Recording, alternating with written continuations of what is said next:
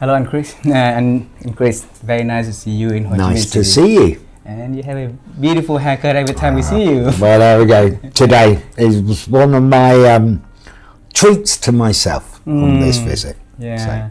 And you just came back from London, traveled to Ho Chi Minh City, and then you spent time for us for this interview with you. And I'm thankful, I'm grateful for your kindness and for your time spent with us. No problem. You see, I had a long trip to the UK, and it's too expensive to get a haircut in the UK, so that's why I got a haircut today.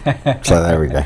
Yeah, and Chris, this topic we talked today is about a project that my wife and I have been researching over the past 5 years with experts in more than 125 countries already in all 7 continents, and it's about newness. So when we dive into a story of an expert that we had conversation with, and we keep seeing behind the success story and fulfilling story of a person, you know, it's always their ability to lean on to new things, to figure out how to make the best of it instead of afraid of change. So they lean directly toward to it. And your story, your life also prime example for that. So that's why I say if you have a chance to come to Ho Chi Minh City for a visit, and we wish you do it all the time, right? So let's talk about that. Okay. Cool. Yeah, so this conversation, we're gonna dive into newness intelligence to see it from your perspective. Okay. Cool. Yeah, and for your audience, for our audience here, a lot of people yet knowing you and who you are. Maybe it's best for us if you can share a little bit about who you are, for them to know about a little bit about you. Well, I am a very old, grey-haired, loud Englishman who has lived in Vietnam for 16 years, nearly. Wow. And I am Pro Vice Chancellor of British University, Vietnam. I have been, before I arrived in Vietnam, I was at City University in London at the Business School as faculty and director of the Exec MBA program there. So I've been involved in higher education for over 30 years now. Quite scary, over 30 years. Wow. And I arrived in Vietnam when BUV first started, so Wow.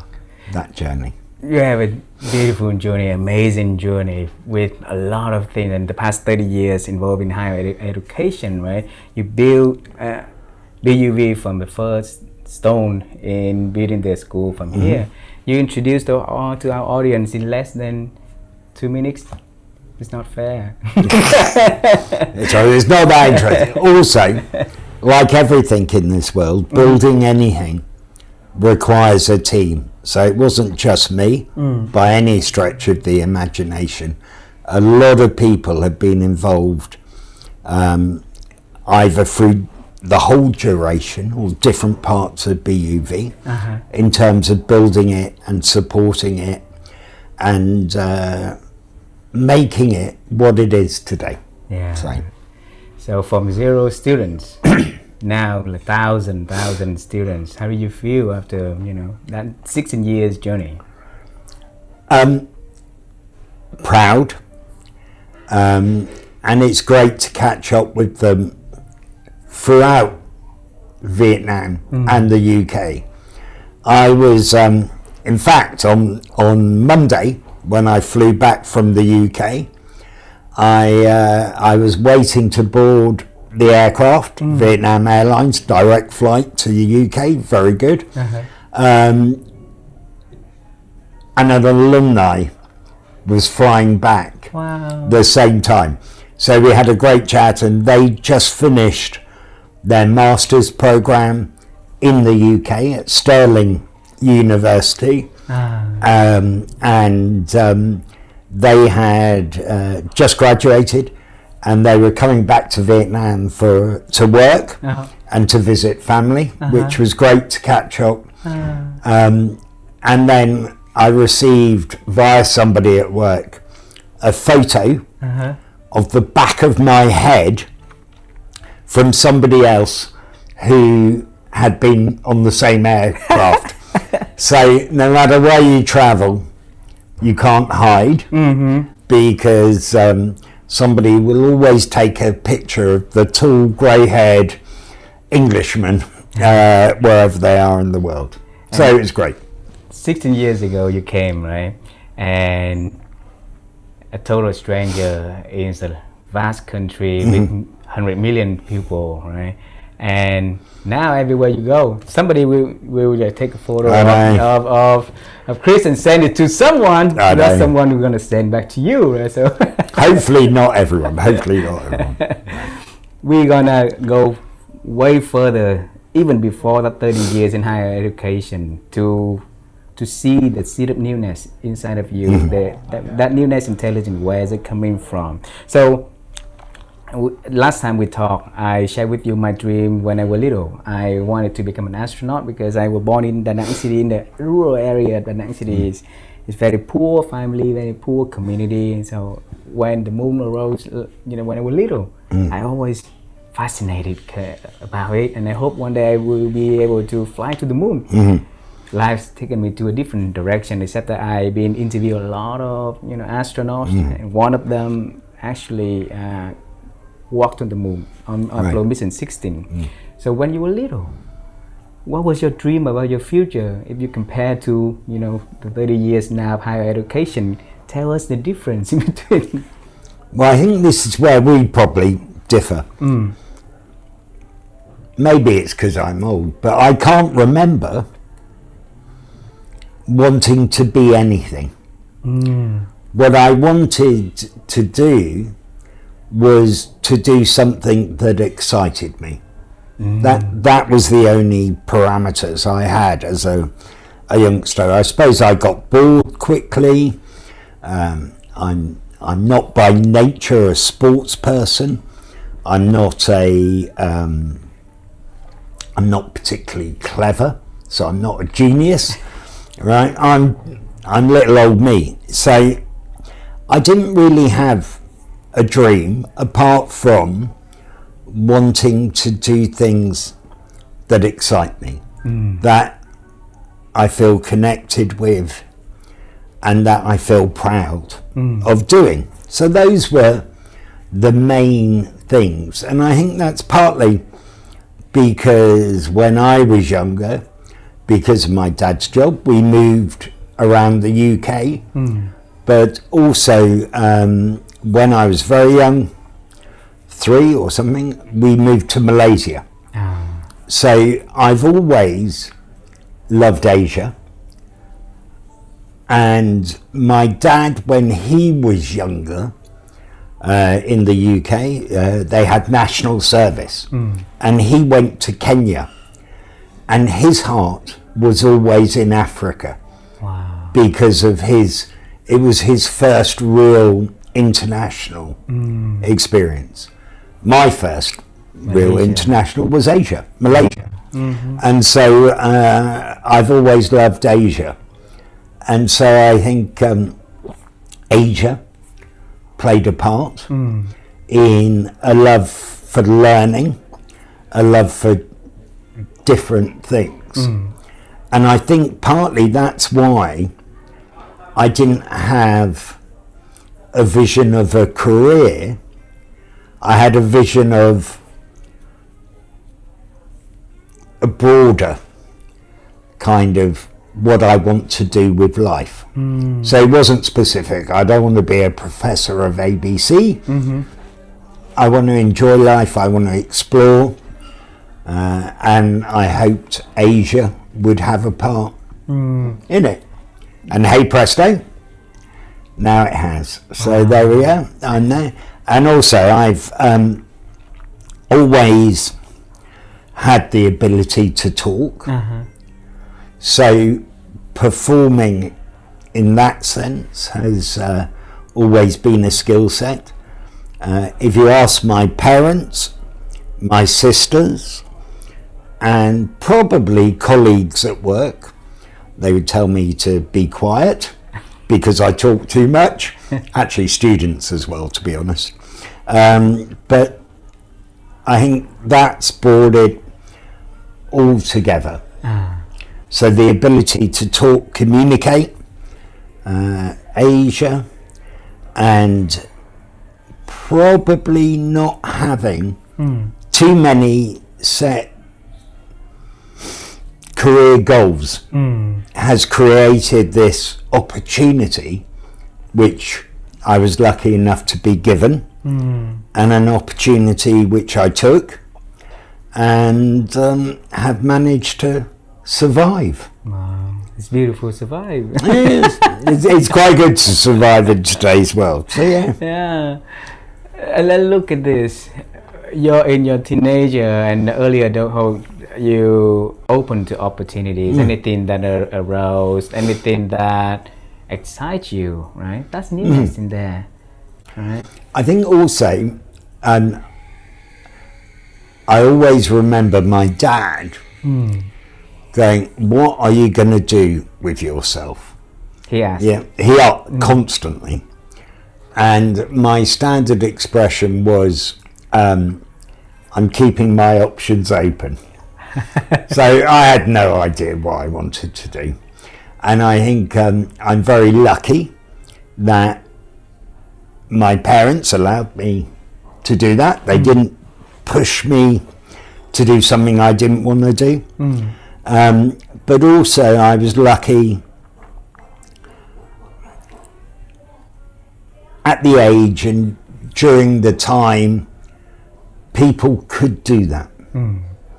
It was much more flexible in terms of career and everything like that. Today, everything is very structured. Today, everything is you need to deliver, you need to deliver, you need to deliver. Whereas I had the opportunity of failing, trying and failing.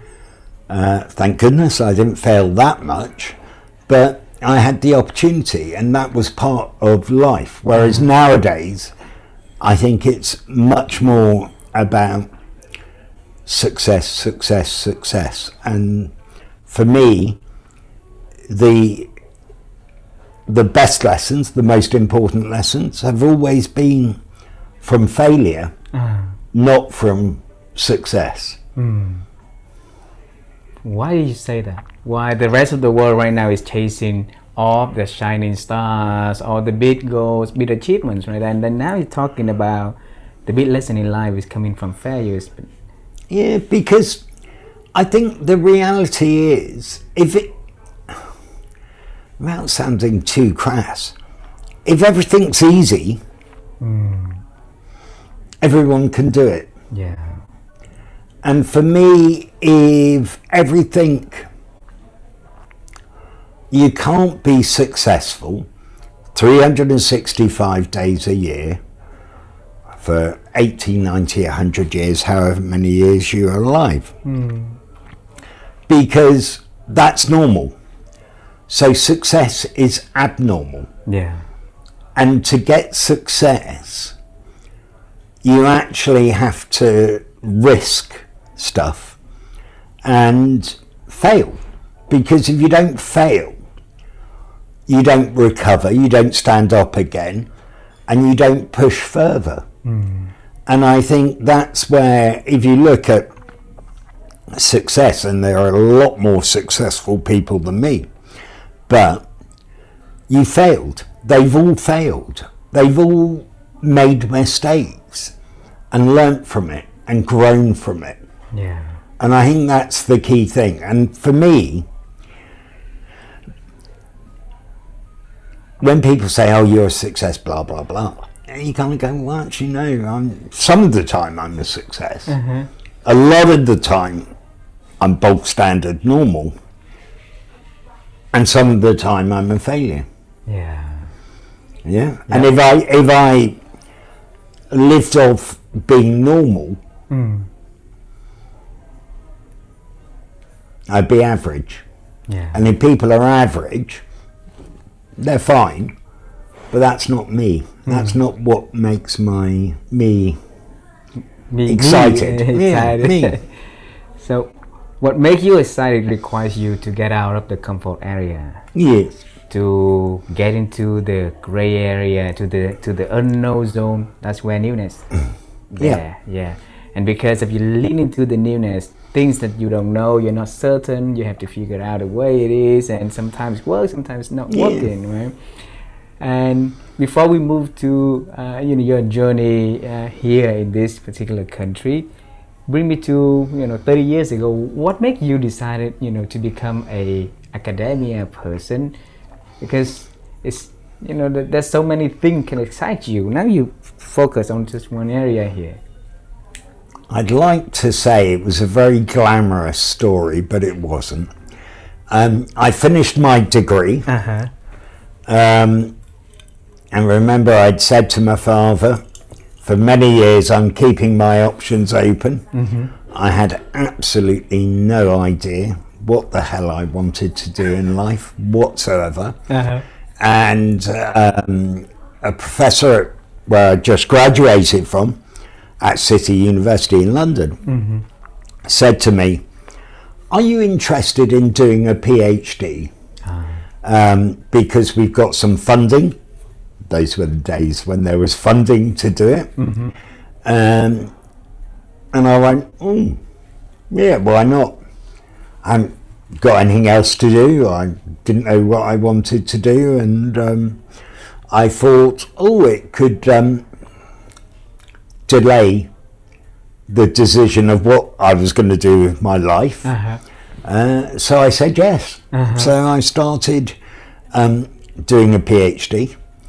And while I was being funded for that, I had the opportunity to start teaching and doing things like that. And again, that was taking opportunity. So although as a PhD student you do some marking and you support faculty and so forth, I remember the head of department came in one day and said to our office and said, "Oh my goodness me," or words to that effect, "we need an accountancy lecturer straight away." And being a naive, young, cocky student, research student, I put up my hand and said, "I've got an A-level in accountancy." And he was obviously very, very desperate. And he said, "You'll do." So originally it was just to cover a few lectures. It was very basic introductory accountancy, nothing mind-bogglingly complicated. And so I started doing that and I enjoyed it. You enjoyed it. And then I thought, yes, I can do that. I've always, at school I used to do amateur dramatics. So performing and talking is something I've done most of my life, and it was just a different environment to do the same thing. So I started off doing that. I then moved on and looked after student activities and recruitment, admissions, and just it all developed from there. I was very lucky in that time. It was less rigid, less structured. I would never employ myself to teach accountancy today. But it was a different time of the world, I suppose. And I was very lucky. So I took that opportunity, and then throughout my career, I've taken opportunity wherever it's been right. And then throughout that time, no Asia ever, like a rise? Well, I then started, because I did recruitment and admissions, I went on some recruitment fairs and exercises to Asia, predominantly at that time China, for undergrad. And then over time I started involvement with postgrad. And then I used to do a lot of recruitment as well as teaching and management of the MBA, and that had at the time a massive focus here in Asia, so China and Asia as well. Yeah. And so that reignited the passion and the belief that my life will involve Asia in some shape, form or other. Yeah, there's a more and more research talking about sharing about the inner child inside of us. It has a voice, and one day that voice is gonna rise up again and leading us to do what we once dream and forgot and along the way. This child it's not inner. It is a child. It's always there. Yeah, it's always there. It's not inner child. It's always there. And I hope, much to the annoyance of people who love me, I'm sure, that the child will always remain there. So there we go. And so 16 years ago. Yeah. Okay. Tell us what happened 16 years ago that you say yes to this country. Many things. I'd been to Vietnam with the MBA students, so I'd visited Ho Chi Minh City. So prior to that? So with students from CAS. So I knew Vietnam, I knew Ho Chi Minh City as a very naive Englishman. I thought Ho Chi Minh was same as Hanoi. Very wrong, but very same, very different. So there we go. So I was probably going through a midlife crisis in my life. I was bored. I built up the MBA program and I was very privileged to have done that. We'd achieved top 10 in the world. Wow. With the Financial Times.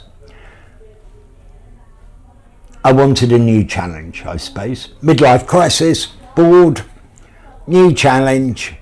And then somebody I'd met who had worked with a group of students here rang up one day and said, we're starting a university in Vietnam. Would you be interested in being involved? I was bored in London. We had a new government in London, and I knew universities would be challenged in terms of funding and so forth. And I said, well, yeah, why not? I had no idea whatsoever. And then we had conversations. And then I had to have an interview with a gentleman called Sir Graham Davies, who was Vice Chancellor of the University of London at the time. And again, typical naive me, I was told to go and meet Sir Graham. So day before I Googled who he was, because I thought, well, I better find out who he was. And I realised he was the Mr. Higher Education, or Sir Higher Education in the UK. Who'd been Vice Chancellor at 3 universities and was a global person in higher education. So I met Sir Graham, I went to his rooms, and I remember he came in, I came into his office and he said, "Christopher, come in." And there are only 2 people in this world who call me Christopher. One is my mum, when I've been bad son, and the other one was Sir Graham, because I could never correct him and say, no, it's Chris, because I'm like, Christopher was waiting. And his first words were to me were, by the way, I know a lot of people at City University, and my answer to him was, oh, does that mean I haven't got the job? Because I don't know why I said it, but that was my answer. The second thing he said was, and I know Alec.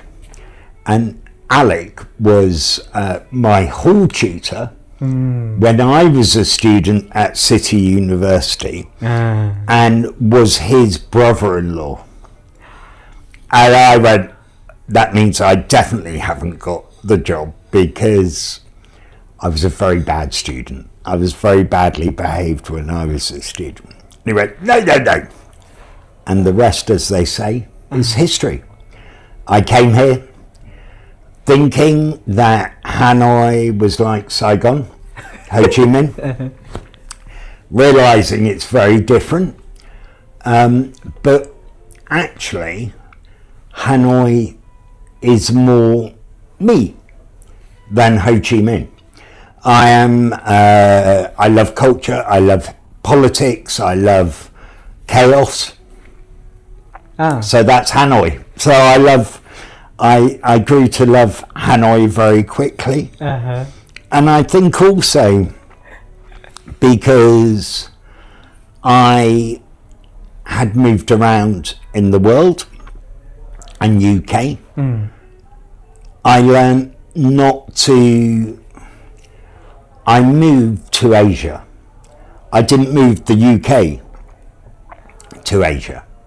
So I had the opportunity to I had the ability to adapt quickly. And that's very important. Yeah. Because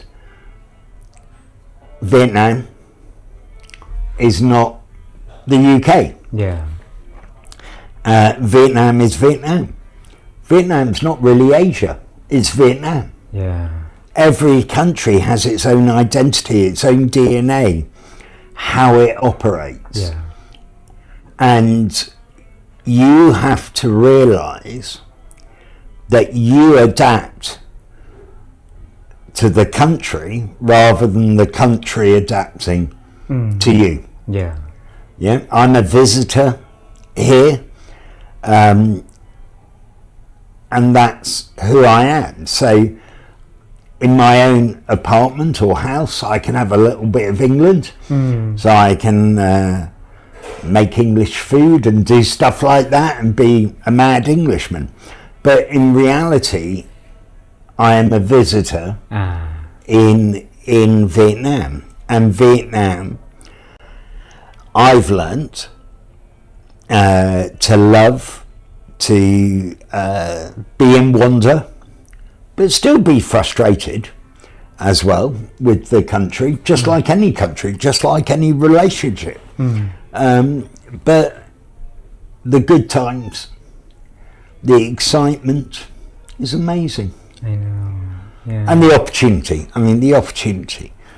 I feel very privileged to have had that opportunity. And when you link to that newness, you talked to us last time that we had coffee in the front, right? You said that you don't know who's calling, you don't know the event that you're about to attend. Yeah. But if they ask you to join, you join. And when your name was called, you just stand up and raise your hands. And what made you do all of that besides adaptability? I realise I'm a guest, and I realise that trust is earned, not delivered or given. And to be a success in Vietnam requires trust. Yeah. That you're here for the right reason, that you are not selfish, if you like, in terms of me, or my organisation, or company. It's much more about representing. It's much more about being part of a community. So whether it's international community, British community, higher education community, whatever community. And you need to earn people's trust and respect that they will support you, encourage you, and help you deliver in whatever you need to do or want to do. So that's it. It's I've learnt in life, nobody gives you anything. And if they do give you something, actually there's going to be a cost later on. You've got to work for things. Yeah. And you've got to deliver. And I think in a way, I was so naive and I had no idea that if somebody said, do this, I'd do it. And luckily, I did the right things. So there we go. I mean, one part is luck, another part is inside of you. You have the newness intelligence also for you to figure it out. What is that you need to do within that new environment that makes sense, that will yield the end result that could be positive for everyone. Yeah. And I think it's a holistic approach to life. So it's not doing things for an immediate result or this specific benefit or result. It's about really approaching life that from a broad perspective. Yeah. That you're doing stuff and one day into the future there will be a benefit because I'll have learnt something or whatever. It's taking a holistic approach to life that actually I have no interest in farm machinery, but I went to the opening of a farm machinery exhibition or whatever, and I met somebody there who actually, because of what's happening today, would be great to speak to or reconnect with. You just share a big piece of wisdom about life, about living, is to think in terms of longer, right? And why many people are chasing for something immediate, and delayed gratification is something that's not in their DNAs anymore. You have to see the result right away. So you came to Vietnam 16 years ago, absolutely with an objective, right? You have to build a school, there must be certain things, and within all of that there's a lot of stress on your shoulder also, getting familiar with the culture, the people, getting to know how to do business here, build a school. Where did you find the strength to look for longer holistic view about life when things not showing this week or this month? You called it strength. I would call it naivety and stupidity. All right, so that's, my mum always used to say to me, you're living in your own world. Yeah, and I think it's not knowing things are not right, or not having that immediacy has enabled me to kind of just do whatever I want to do. And I think there is an inner compass, if you like, that has pointed me in my life direction, in the right direction, and to do stuff, and that predominantly is my dad, who I've learnt a lot about how to do things and do things properly. And it's not about immediate gratification, it's about building things, doing stuff, exploring and so forth. And colleagues and bosses in my history who have encouraged me to be me rather than to be somebody else. Yeah. So I think I've had the opportunity to, or the understanding to be a freak of nature in many ways, that I don't fit into cubby holes, I don't fit into norms necessarily. I am different, and in a good way, I hope. But I've had the ability to be able to do that. Yeah. I remember my first boss at the MBA in City, a Professor Sims, David Sims, always gave me enough rope to hang myself, but supported me not to hang myself, if that makes sense. So to push the boundaries, to develop things, to be outrageous, but ensure I was aware of the risks and everything like that, and support me through doing those initiatives. So they were my initiatives, they were great, but I had that support behind. Yeah. And now I hope that I provide that mechanism for others who are younger than me into the future. And so Graham, who the ex-VC, I had, again, he was encouraging and supportive. And that to me has been very important. So my dad and key people in my life have given me the opportunity, but also the understanding of the responsibility of what you're doing. And that it's not me, it's this big picture. For Vietnam, it's about BUV. Yeah. I'm a mere tool, right? That's all I am. I'm a cog in a wheel of BUV. Right? Hopefully a relatively important cog, but that's all I am. And like any mechanism, if it's just me on my own, I won't work. Yeah. Yeah? I mean, it's useless. Yeah. And so understanding about how you work together, how people connect together and how they interconnect is key. And that's what I do. Yeah.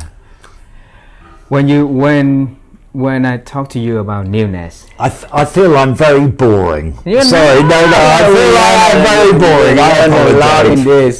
So when you talk about newness, when the word newness come to your mind, Yeah, what come with that in your mind? newness. Yeah. I think for me it's a challenge. Challenge. Because doing what you did yesterday is not good enough. Doesn't mean you have to change it completely, Yeah. but everything moves forward. Yeah. Life is a journey, and as you move forward, things change. So newness, maybe it's a development, maybe it's a new opportunity, maybe it's a new colleague. Newness, maybe even it's just a new day. Yeah.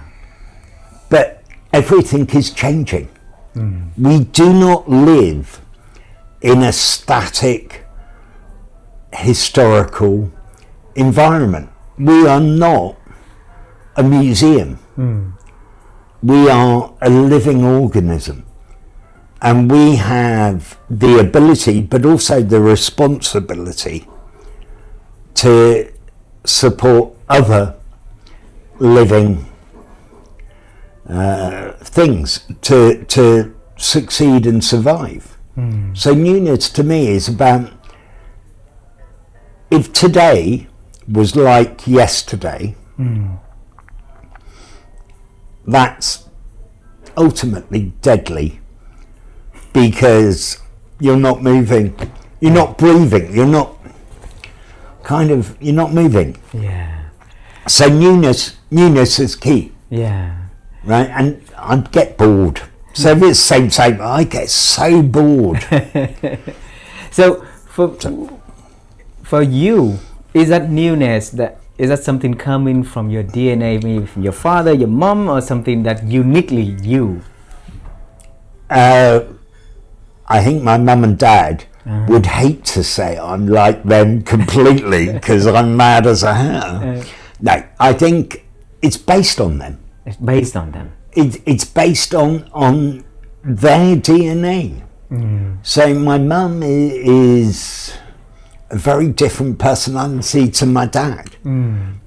But my dad was an adventurer, pragmatic, perfectionist. He was my role model, still is my role model. And the way he did stuff, through challenges as well as through the good times, was what I hope I can model my life on. I don't think I'm as good as him at dealing with things, but as long as I feel confident that he would nod his head and smile, then I'm a happy chap. Wow. That I can achieve that. And I suppose that I could be considered in the same sentence as him and what he achieved in life. What did you mean by that? Well, that if people respect me for what I have done for friends, family,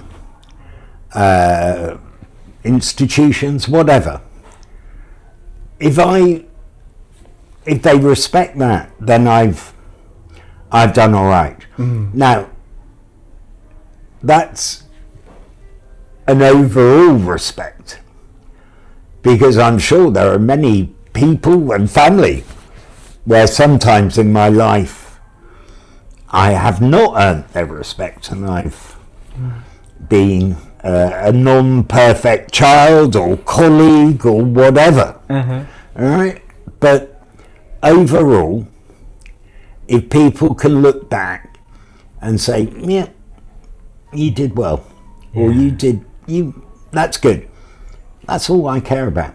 And if you do that, then that grows. Yeah. Your parents, they lived through the Blitz time, right? They're not that old. I'm not that old, sir.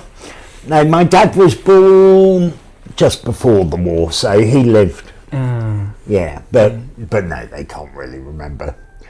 So my dad is 90 now, so he was born just before the war. But the Blitz was do happen then, but the devastation happened Afterwards, yeah. So rationing and everything like that. Yeah. Because one of the things that we want to accomplish through conversation like this also is to bring newness from the oldness also. Because a lot of people think newness is something that you grapple with something new every day, but the wisdom always, everywhere, right?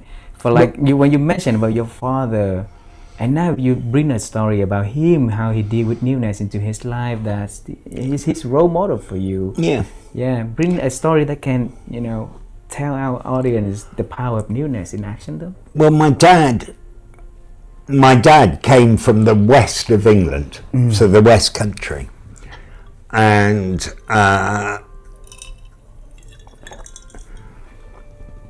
traditionally the family were boat builders in the west of England, and my dad was the first one from the family who went to grammar school in the UK, and he succeeded, but he didn't go to university. He joined the civil service in the UK and progressed through there. So what he achieved from not an advanced level, but from an ordinary level. So he was the first person in his family to go to grammar school. To a certain extent, he was the first person to move from the village, from the town, to become a global citizen. And then he was the first to really work abroad. My grandparents worked abroad during the war because they were soldiers and so forth. And then he was very honoured later on in his life to be awarded a CBE from the Queen, which is Commander of the British Empire. So to receive that award, so Newness in terms of he has achieved so many different things that his family had never even considered. Can even believe in that. And so it's, that's what I mean by it. It's about breaking the mold, changing.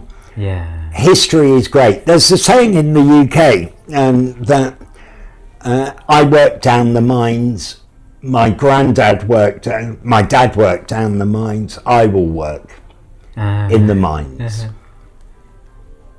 And he has always encouraged all of us, and anyone else, to think, I worked in the mines, what are you going to do? Right? Not be the same. Be an adventurer. Be an adventurer. Be new. Just because I've done it doesn't mean you repeat what I've done. You take the DNA, you take the skill sets, the beliefs, if you like, but you apply them in a different way. And I think that's the key thing. That I don't want anybody to be like me. Right? I don't want anybody to repeat what I've done in life. Do your own stuff. I've done that. Move on. But hopefully take some of how you do things and your beliefs and your methodology, whatever you want to call it, but that sort of thing. I hope people learn and take that as an example. But don't copy. Because you can never copy.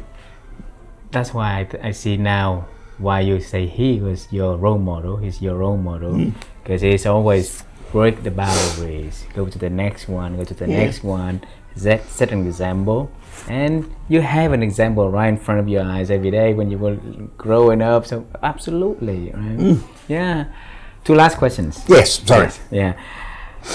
One question is always about something else that my wife and I always love doing, is to help people to improve their ability to think, because we believe there's so many things that are affecting our ability to think these days. So conversation like this is a way for us to extract the ideas that people can learn from you.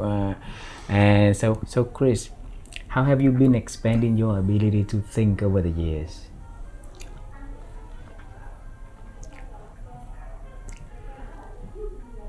It comes back to naivety, I think. Just absorbing, being a sponge. No idea is wrong. No idea is useless. Well, that's not quite true. Most ideas aren't useless or wrong. But taking them in and making them your own. So, to a certain extent, some of them you say, actually, no, that won't work. But before you say, no, that won't work, you've got to absorb them. You've got to understand them. So it's not just a reaction. I think dreaming is very important. That you dream and your vision for the future is very, very important.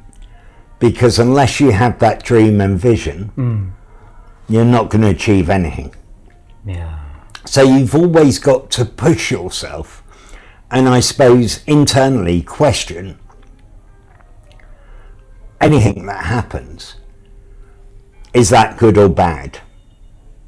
And then, even if it's bad, is there anything good that I can take from it? Or can we do it this way, or so forth? So, understanding complexity. Every single thing we do involves risk, involves opportunity, involves complexity. And I think the key thing is to be able to juggle those things and to be a good juggler. All right? But as well as dealing with 500 different things coming into this very old brain and kind of processing it. Yeah. Thank you. Beautiful. So, get your hands dirty. Yeah. Yeah, get your hands dirty.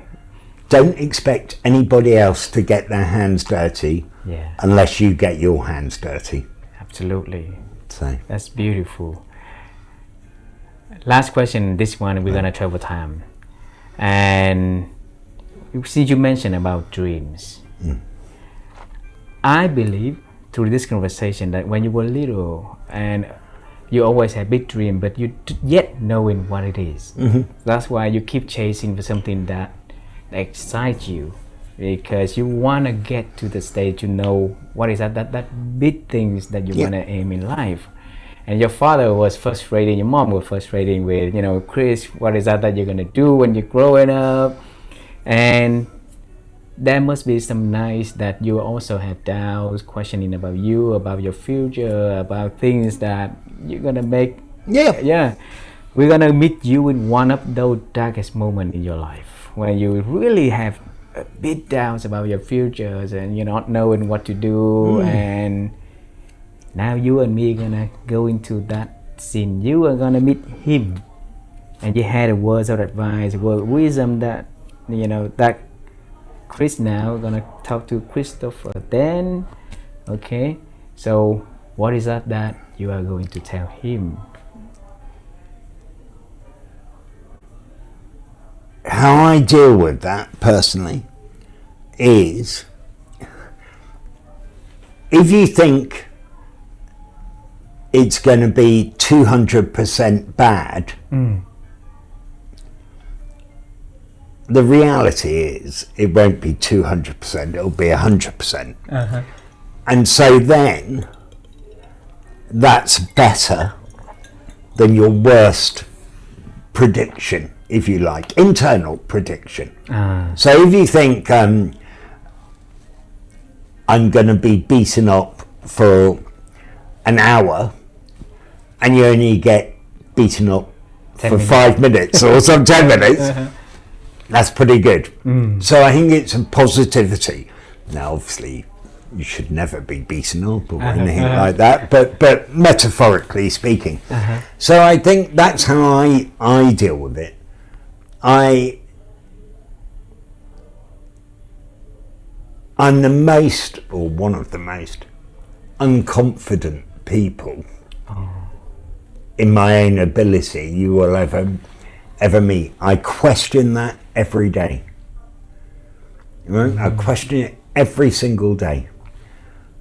And that, to a certain extent, is a weakness, if you like, or a vulnerability, but also it's a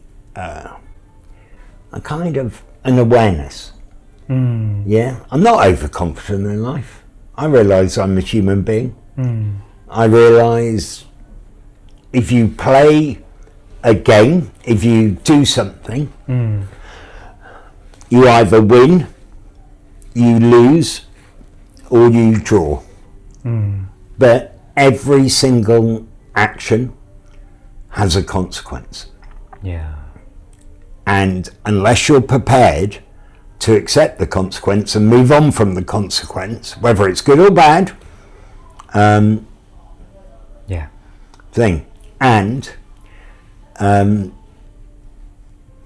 not everything's positive, and you've got to move on. So I may have had a success, something I may have done has been successful. Great, hurrah, clap, cheer, yay, celebrate. But move on. Because if you keep reliving that celebration, you're not moving forward, and it's not new. Yeah. Yeah, it's old. It's history. It's boring. Yeah. It's repeating. Yeah. It's beautiful. Thank you so much for this beautiful conversation. My pleasure. I hope I haven't bored you too much. Yeah, we talk a lot about life, about your life, about a lot of piece of wisdom in here that apply to everyone's life. You see, yeah, and that's the beauty of what you're now transferring, from your own experience to our audience. Whoever listens to this conversation will be having a lot of things to think and apply to their own game, and it never ends, right? So yeah, exactly. Work hard, enjoy success. Learn from failure and enjoy success from learning from failure. Yeah. But everyone's going to fail. Sorry. Thank you, right, yeah, thank you so much. Cheers. Thank you. Take care.